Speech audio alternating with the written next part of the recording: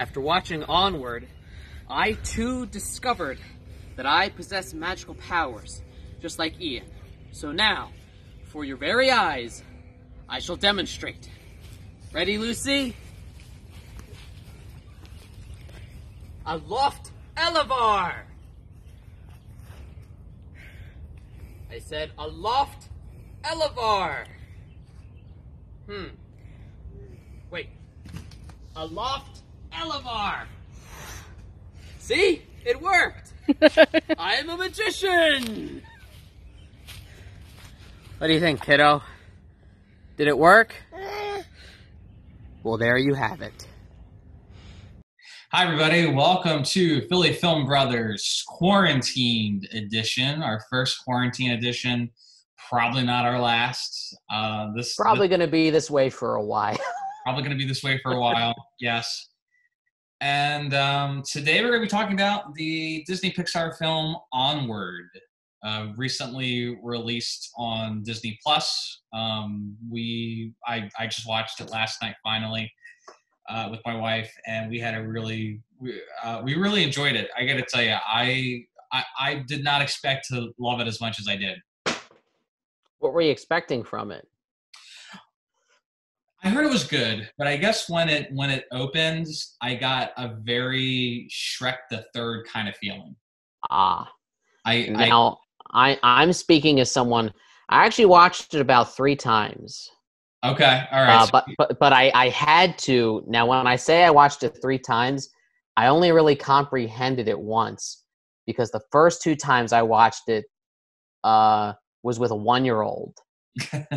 And it is much harder to focus, when you put it on a movie unless it's Aristocats, which is her favorite movie in the world. You put something on and like 10 minutes later, she's running around getting into stuff and you have to chase her. And it's like, oh, wow, where did that come from? We're at this scene now? I don't know what's happening. You just need to be like, be quiet. Daddy's trying to watch Disney. Leave me alone. That's surprisingly not as effective as you would think it is. Well, maybe when she's 2 or 3. Yeah. But yeah, I got a very Shrek the Third vibe. Maybe like for the first 10 minutes, I'm like, is it gonna kind of be like that? And I felt like I kind of had seen it before, but it really surprised me in how original it was. You thought of Shrek the Third. I thought of do you remember that really weird Netflix movie with Will Smith called Bright? Okay, where it's like this gritty cop thriller. Yeah, it's actually very similar in the sense that it's a fairy tale world, but modern day. The difference is that movie took itself very, very seriously, which made it hard to take the movie seriously, because you've got Will Smith and his orc partner talking about all like, there's some guy on the street picked up a magic wand, selling it on the black market. And I'm sorry, it's just hard to take these gritty cop tropes seriously when they're talking about fairies and wizards and magic. I'm just picturing like Kirby with the magic wands and like, that's this pink guy.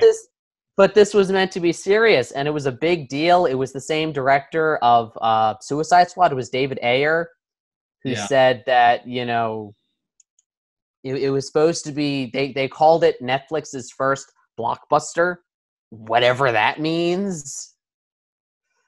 What was that South Park episode? I have 100 million theoretical dollars. Theoretical dollars, yeah. So when I first went into it, now I think just by the sound of it, I think you probably liked it more than I did. When I first went into it, I thought, it's Bright, but the kids version. Okay, I'll bite. I wouldn't say it's my favorite Pixar film.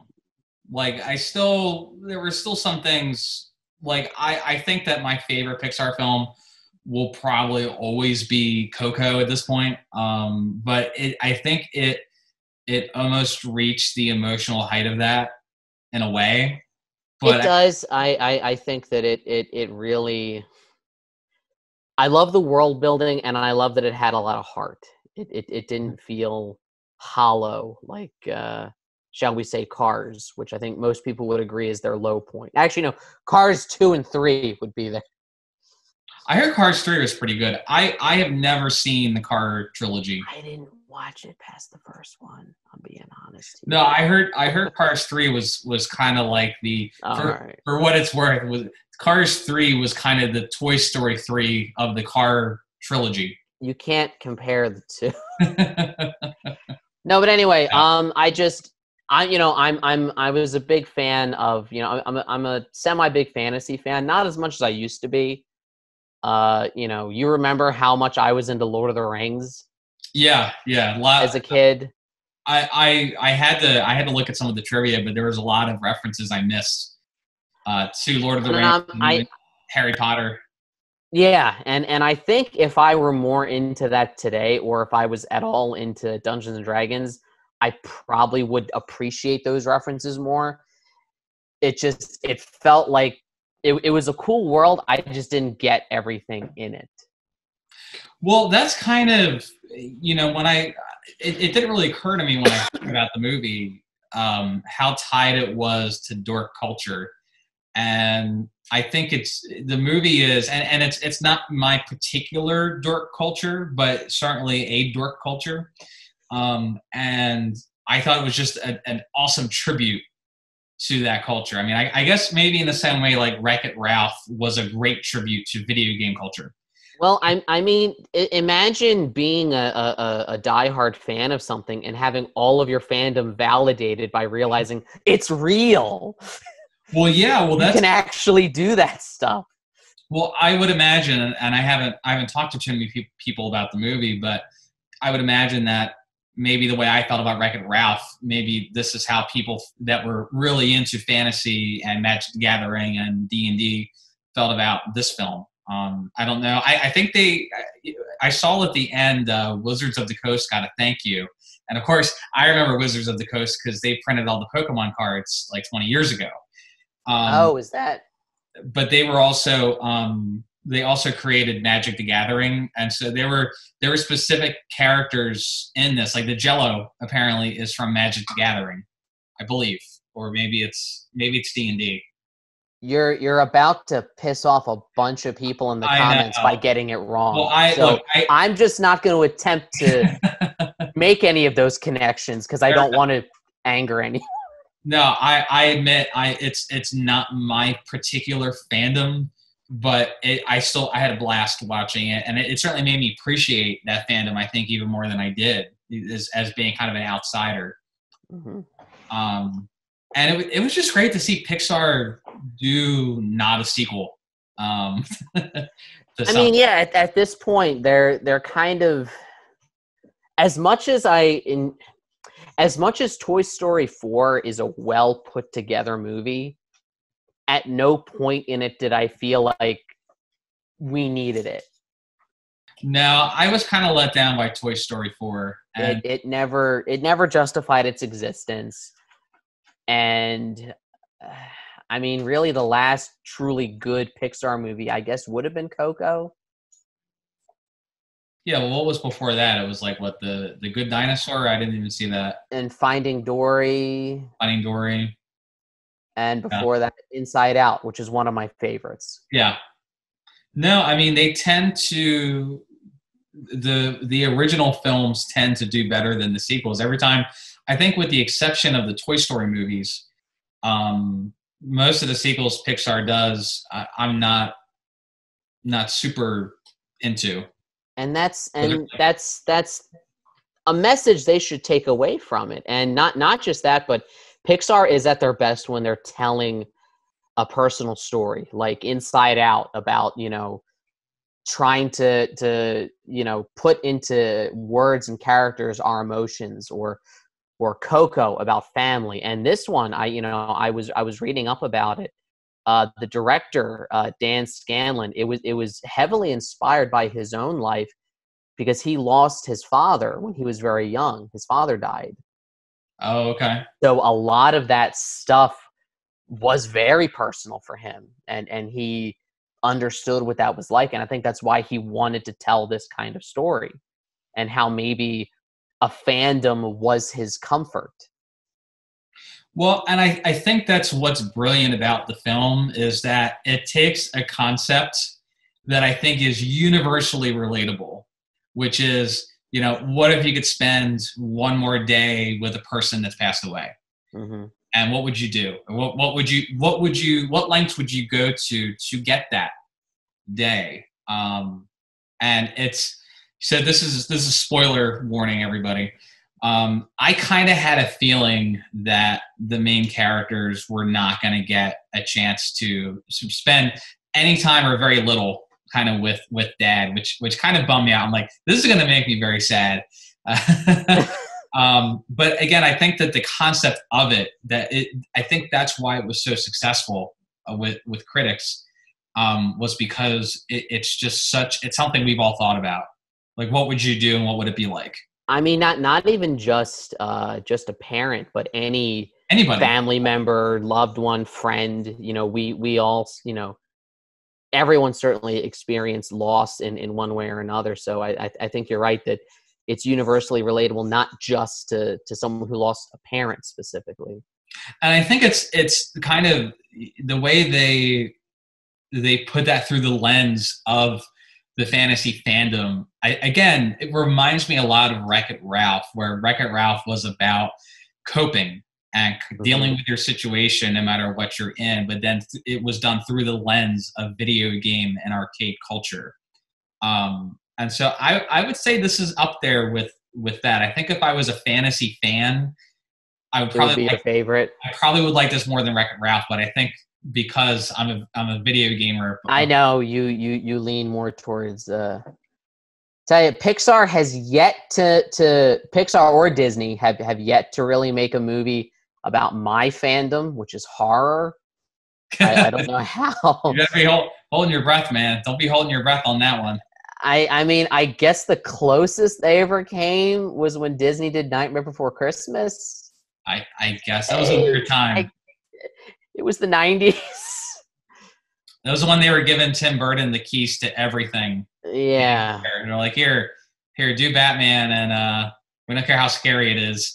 Or if they ever get around to finally doing that Hocus Pocus sequel that I think is unnecessary, but I will inevitably watch and review. We're all going to watch it, and we're going to do a podcast on it. You know, of course we will. It's inevitable.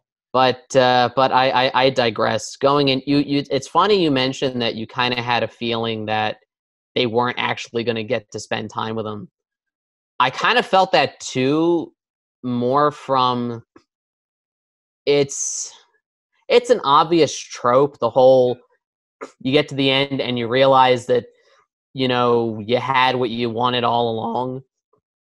Yeah, which I think wasn't always a trope. I think that was initially meant to subvert expectations, but I think that has become pretty commonplace in attempting to subvert the cliche. It's become a cliche, right? So I don't want. I mean, it's done very well here. I don't want to necessarily be critical of a movie just for using a trope successfully. It's a reason why they're tropes. Yeah. You know, I think it does it very well. I think that as much as, you know, I like Ian, I feel like it's not really his story. I would go as far as to say it's more Barley's story. Ian, it's the whole time it's Ian's birthday and he just wants to see his dad. He wants to do all those fun things, and then he realizes he suddenly got to do it. But with Barley, at the beginning of that movie, even he himself kind of believes that he's a failure. He's a screw up. By the way, I kept having to tell myself that was Chris Pratt and not Jack Black. Really? Because he just not necessarily his voice, but his energy. This energy, and this felt like an animated version of Orange County. You know, I knew you were going to bring that movie up. Well, I mean, doesn't it kind of, I mean, he has the same van, and it's, you know, you could see Colin Hanks and Jack Black kind of animated. You know, now I'm not going to be able to look at this movie the same way again. How did you not see that comparison? That's one of my favorite movies. I know that's probably one of your favorites too. It is, but because I knew who they were. I just kept picturing Peter Parker talking to Star-Lord like they did in Infinity War. I saw that. That was my visual as I was hearing their voices. I saw that too, but I think more so I saw Jack Black and Colin Hanks. Maybe because I've seen that movie a lot. Mm-hmm. So, not to say I don't think it was like a copy of that or anything, but I think these are common archetypes, kind of the friend, the family member that's kind of like the black sheep of the family. You know, like Jack Black playing the black sheep. And I liked how, again, with subverting tropes, you know, the stepdad character in any movie, it's very easy to make that character just like a big jerk who the mom ends up leaving by the end. Right. I liked that here. Colt wasn't a bad guy. No.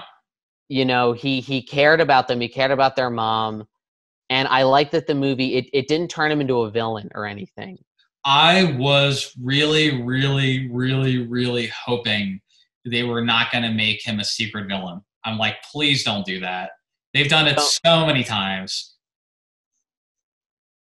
I mean, were you afraid of that too? I mean, I never thought they would. To me, it felt, and this is just what I was hoping, that there really wasn't a clear villain. Other than that dragon was really cool. That's more a monster. It was more them fighting against a situation. And yeah. I wasn't expecting that. I would have been very mad had they done that, but at no point was I expecting them to do that, because it seemed to me from the beginning that this is not them against another person. It's them against time.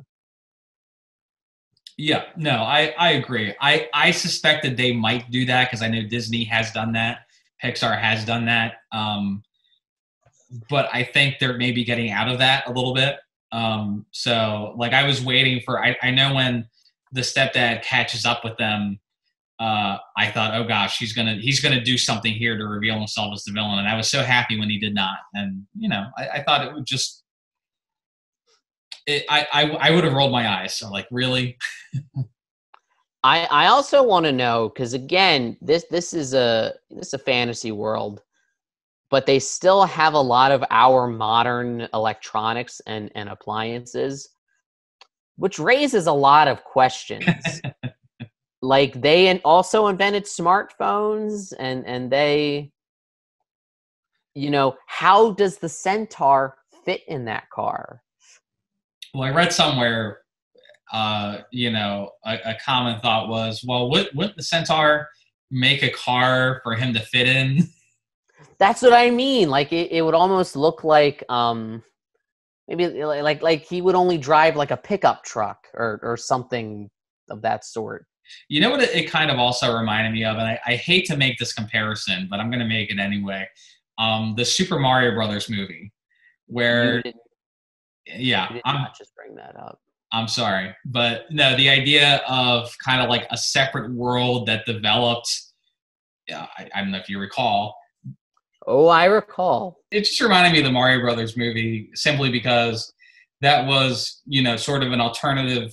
That was an alternate universe inhabited by dinosaurs, and they had similar inventions to the human world. And so that was... I want to know, was there like an elf Steve Jobs who invented their iPhone? Was there... So. And again, back to that movie Bright that I mentioned. So there's a scene in Bright where a character says, "Remember the Alamo?" And I just remember thinking, so you mean to tell me in this fantasy world with fairies and elves and orcs, the Alamo still happened? Did World War II still happen? So just as I was watching Onward, I was thinking, like, all of these historical events, you know, in our world that led to certain inventions, did they still happen? You know, did they have an American Revolution? Did they have, you know, they've got all these different magical creatures going to school together. Was that not always the case? Was there like magic segregation where only elves went to this school and fairies went to this one, and dragons and manticores went to this one? And then there had to be lawsuits and Supreme Court cases. I gotta tell you what, like I'm not a fan of Pixar sequels or prequels, but I think this would be an interesting one if they did more. Or am I just digging too deeply into it, and we don't really need that prequel or sequel? I don't know. Well, maybe not a prequel or sequel, but just something in that universe, which is, I know universes are the trendy thing now, but I think there already is a Pixar universe. It's existed for 2 decades. I know. Well, kind of. I really like the Manticore played by Octavia Spencer. That was a role that I thought was just going to be like a quick scene, but the fact that they made her as more of the film, I don't know if that's her first voice role or not, but I thought she was great. I mean, she's always great. I'm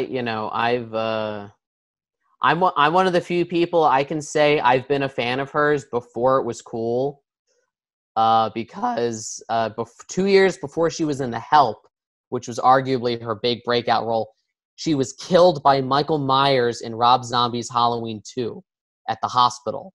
Oh, really? And I just saw the first Rob Zombie Halloween. That was enough for me. So. She was in Zootopia. Oh, she was? Okay. She was in Zootopia. So it was not her first. I actually never saw Zootopia. Don't tell anybody. I didn't see it either. Oh, okay, good. We got plenty of time though. We got all the time in the world. But yeah, I mean, it's one of those. I think if I just heard Pixar's going to do a movie about suburbia with magic individuals in it, like different kind of fairy tale characters, I'd be like we already did that with the Shrek movies. I'm not that interested in it, but I think, because they tie into that idea of spending that last day with someone that's passed, I think it just worked perfectly. I thought it was perfect synergy. Well, it makes it so that the magic thing is really not what's driving the plot. It's the setting. And unlike Shrek, as brilliant as it was, it's a satire. It's a parody of those fairy tales. So it's the whole magical angle. It's kind of poking fun at it at the same time. Well, this was too. I felt this was. It did, but I feel like it took itself more seriously. A little bit. This kind of felt like Disney doing, and I'm not saying this in a disparaging way, but kind of doing their own Shrek, right? Hey, let's kind of have fun with the types of movies we've done before. But I do agree. I think they took it because Disney decided to do a knockoff of Shrek 19 years later. I'm just saying. It's just kind of, I think they had to let people kind of forget about those movies for a bit. But yeah, I mean, I thought even in the climax of this is heartbreaking. Oh my gosh. Yeah. Just watching, like Ian's unable to see his father, like just I think just get a glimpse he catches one glimpse from the side in the distance, and I like that we don't hear that conversation. And I think the reason why we couldn't is no matter how they did it, it would have been a disappointment somehow because of how much it's built up to. And like you said earlier, this is a movie that anyone can relate to. Anyone who wishes they could get one more day with a lost loved one.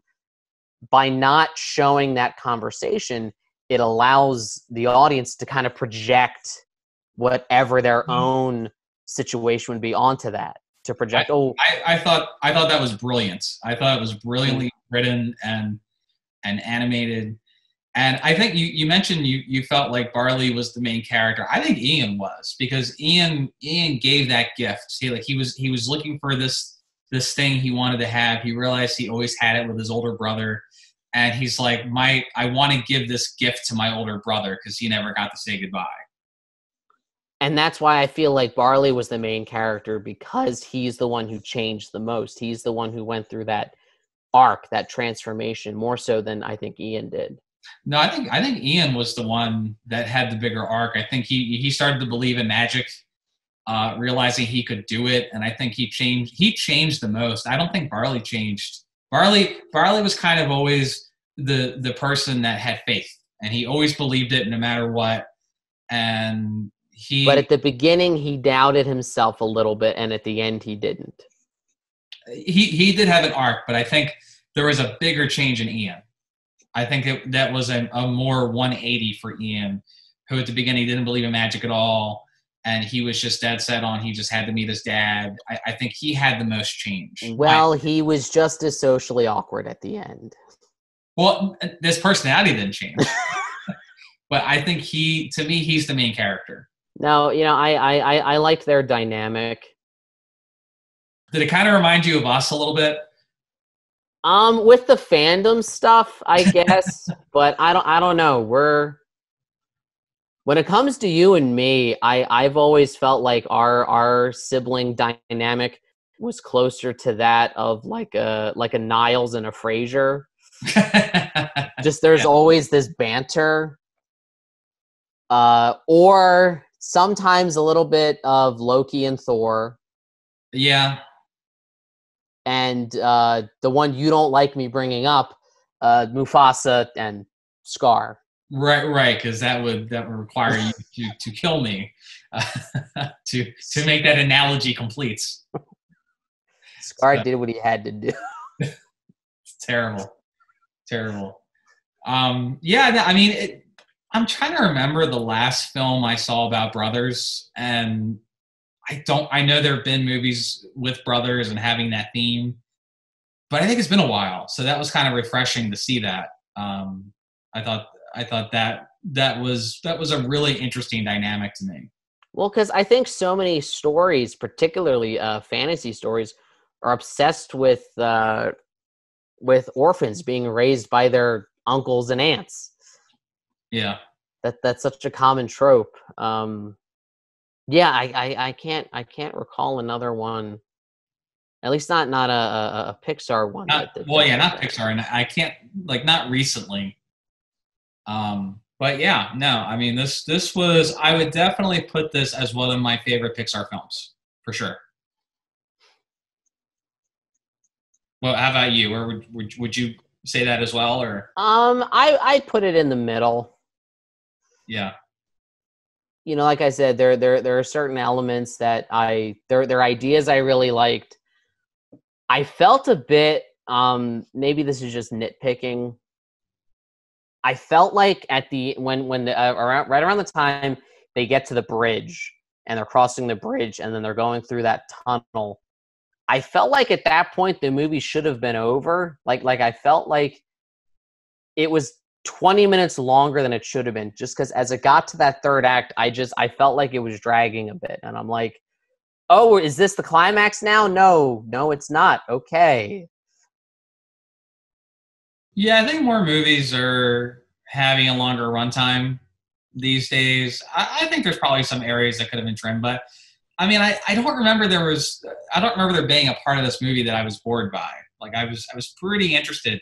I mean, I was kind of a tough sell in the beginning, but kind of once I got into it, I'm like, oh, I'm like, I felt on the edge of my seat. I really I felt like, oh, they're not going to get to spend time with your dad, but I really wanted them to. So I was kind of willing to wait for that. And I think that anxiety kind of kept me captivated by the storytelling. Well, I'm glad that your anxiety could come in handy when enjoying a movie. That's a big part of it. Yeah. So yeah, great flick. Highly recommend it. I feel really bad that these guys did not. I mean, geez, Disney and Pixar have a ton of money, but this movie did not do well at the box office simply because of the pandemic.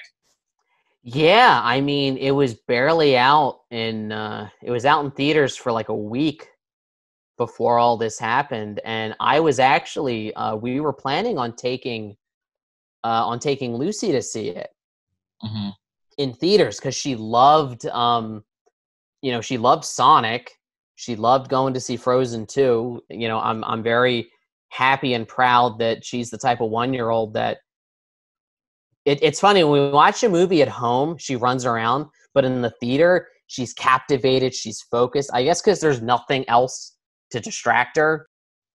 That's the theater experience. The Giants. That's what I mean. Yes, and I'm so glad that she likes that.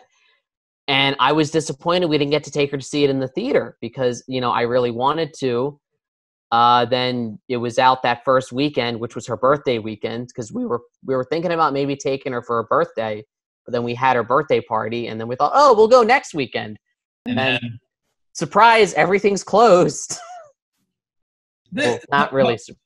Hopefully what they'll do is they'll re-release it in theaters once this is all over. I don't think it'll do as well, though, if everyone's watched it at home. I mean, probably not, but I mean, they always re-release Disney movies that are available at home. And I worry not just about them, but about just the theater industry. You know, I'm hearing that AMC may not survive. They apparently weren't in the best financial place before this happened. Yeah. And this may end up, you know, finishing them, which would be terrible because, you know, there's nothing like seeing movies in a theater. And I think it's cool that Disney and even like Universal did the same thing when they released The Invisible Man and The Hunt on video on demand, you know, right away. I think that was a cool thing to do for this current situation, but the only concern I had was that people were going to get used to it this way, and that if this pandemic runs long enough, will people still go to the theater when for so long they've been conditioned not to, and they've gotten used to, oh, I can just enjoy it, because it was hard enough to get people to come out to the theater before this. Yeah, yeah. You know, I wonder after all this is said and done, if people are going to be more eager to go outside and do activities and do things, or if, like you said, if they're going to be so used to just being inside that they'll become more introverted. And I think not just movies, but I think just in general. And as somebody that, you know, I've helped plan many events for things, it's hard enough to get people to leave their house anyway, even before the pandemic. Yeah. And now it's just one more reason. And I hope that, you know, once we're in a safe situation, that hopefully people will appreciate being out more rather than used to the quarantine. So, but anyway, I digress. That is Onward. Check it out on Disney Plus. I think also available 4K download, video on demand, whatever. You can find it. Check it out. And we'll be back at some point with another, we'll see. I don't even want to say what the next thing is because I don't know yet, but we will figure it out. And we'll have another Philly Film Brothers quarantine, the quarantine edition to you soon. You know, I'm so glad that for the first time ever, we have finally reached the quality of media entertainment that like The Tonight Show has. Or Conan has, or SNL has. Mm-hmm. You know, everyone's doing stuff this way, so we're basically in their league now. Right? Yeah. Now this is broadcast quality now. That's what I mean. This is. Did you ever think that we'd get to that point so soon? No, I think eventually, yes, but not this soon. You know, it's just funny teaching video production. There's so many things I've taught as, well, this is a convention. This shot has to be this way.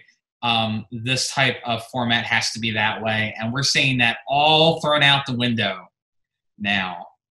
And it's just interesting. So, but anyway, that was Onward. That was our review of Onward. Thanks for watching. Check us out at dorkdaily.com, youtube.com/dorkdaily, and facebook.com/dorkdaily. And we will see you real soon. And until then, stay inside, stay safe, and stay healthy. Thanks for watching.